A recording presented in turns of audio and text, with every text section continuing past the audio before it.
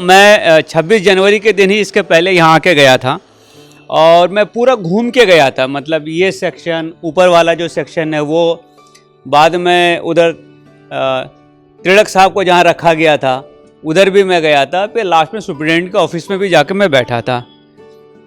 तो मैं यहाँ जब आता हूँ ना, या जब ऐसे बच्चों से मिलता हूँ, तो मुझे हमेशा ये लगता है कि हम समझते हैं कि हमारी लाइफ में बहुत प्रॉब्लम है, ये नहीं हुआ, वो नहीं हुआ, मेरा ये काम नहीं हुआ, मेरा वो काम नहीं हुआ।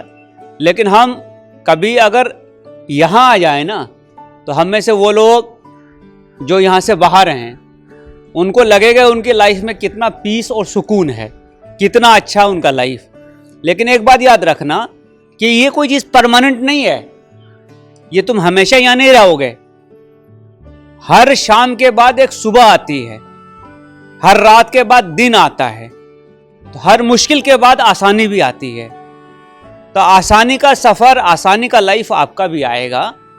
ये एक जिसको हम कहते हैं वेकअप कॉल होता है ना, कि उठने के लिए हम सोए हुए हैं, हमको कोई हिला देता है, उठा देता है, जगा देता है कि भैया उठ जाओ।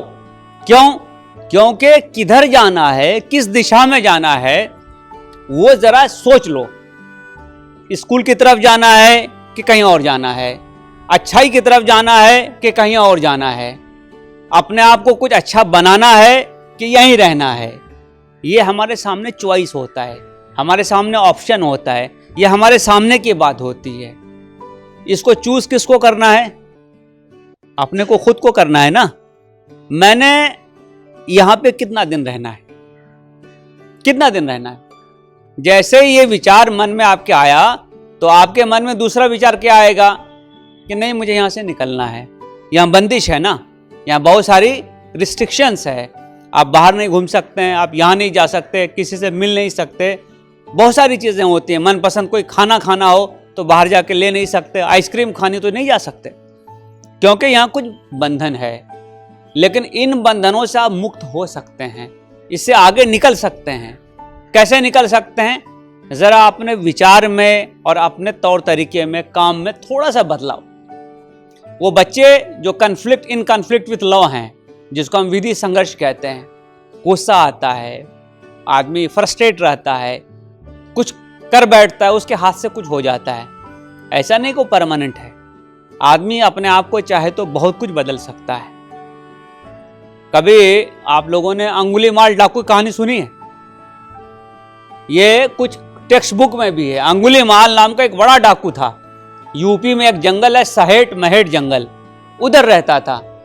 उसका नाम अंगुलीमाल क्यों था?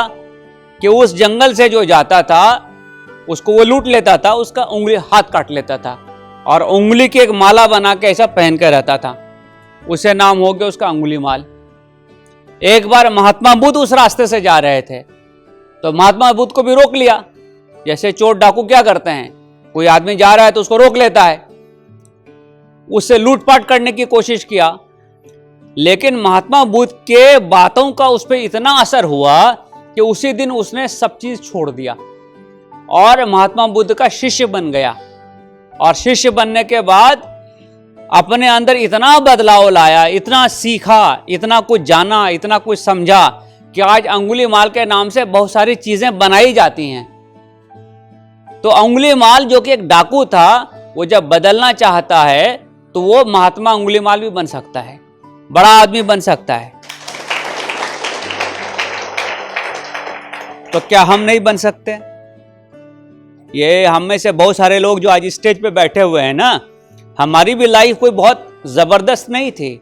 हम लोग भी बहुत मुश्किल से, बहुत परेशानी से, बहुत स्ट्रगल करके, बहुत धक्का खा के, गिर के, फिर उठ करके यहां तक पहुंचे। गिरने के बाद जो आदमी उठता है वही आगे चलता है। आपने किसी गिरे हुए आदमी को आगे जाते हुए देखा है? नहीं होता है। आप स्टेशन पे होते हो, आप लोग ट्रेन से आए होंगे, कई लोग, एक ट्रेन छूट गई, वो निकल गई ना, अब हम क्या करते हैं? दूसरी ट्रेन पकड़ते हैं, बराबर है। बाद में पहुंचेंगे, 2 घंटा 4 घंटे बाद पहुंचेंगे, लेकिन पहुंच जाएंगे। अगर प्लेटफॉर्म पे ही बैठे रहे, ट्रेन के अंदर नहीं गए, तो क्या हम कहीं आगे जा पाएंगे? हाँ, तो क्या करना है? ट्रेन पकड़नी है। जो मिल जाए वो पकड़ लेनी है।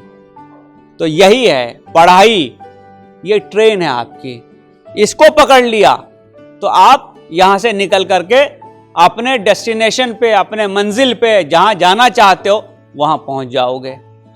हम में से ऐसा कौन है जो ये नहीं चाहता है कि वो अपने माँ बाप के पास रहे, अपने घर में रहे, अपने रिश्तेदारों के बीच रहे, अपने गांव में रहे, अपने शहर में रहे? चाहते हैं ना। बहुत सारी चीजें होती हैं, गलतियां करते हैं, हमको गुस्सा आता है, माँ बाप से नाराज हो जाते हैं, किसी दोस्त से नाराज हो जाते हैं, मारा मारी कर लेते हैं, कई कई चीजें कर लेते हैं। मैं तो 25 साल पुलिस में हूं तो मुझे मालूम है। लेकिन मैं ये बात मानता हूं कि इंसान अंदर से बुरा नहीं होता, अंदर से वो अच्छा ही होता है। वो ऐसा होता है कि जैसे अब ये ट्यूबलाइट जल रही है ना, इसके ऊपर काला कपड़ा रख दो तो लाइट बंद हो जाएगी, अंधेरा हो जाएगा।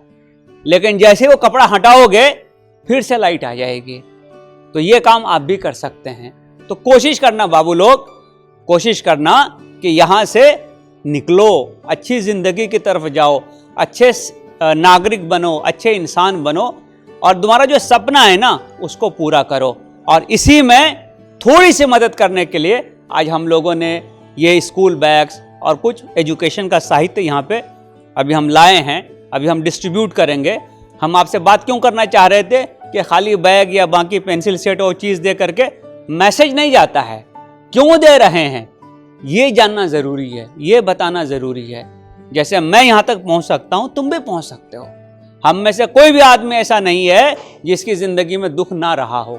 अभी भी हम लोग दुखी हैं। अगर मुझे पूछोगे तो 10 गुण दुख तो मैं अपना बता दूंगा। हम सब दुखी रहते हैं, लेकिन उस दुख के ऊपर विजय पाकर के आगे बढ़ना यही अच्छा आदमी का पहचान है। तो इसी में थोड़ी सी कोशिश, थोड़ी सी मदद हमारी तरफ से है। हम लोग कोशिश और करेंगे कि और कुछ NGOs हमको मिलेंगे और कुछ लोग मिलेंगे तो हम और चीज़ों को लेकर के आपको मदद करने के लिए, आपको इस रास्ते पे आगे बढ़ने के लिए, सपोर्ट करने के लिए ज़रूर आएंगे। तो एक छोटी सी बात थी जो मैं आपके सामने रखना चाहता था। तो मुझे उम्मीद है कि आप लोग मेरी बात पे थोड़ा सा तो ध्यान दोगे ना?